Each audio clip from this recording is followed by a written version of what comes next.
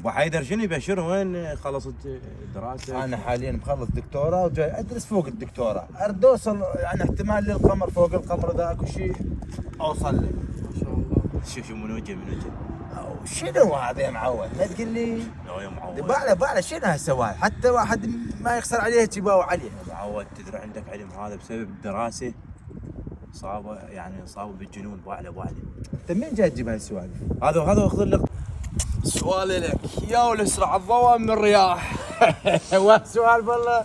طبعا الرياح. ومنو يقول وانت ايش تفتهم؟ منو يقول؟ عم صاحب شهاده انا. مو شرط الشهاده، الشهاده تثبت انك متعلم وليس فاهم. وعم روح. حسبي الله ونعم الوكيل على زمن الجاهليه.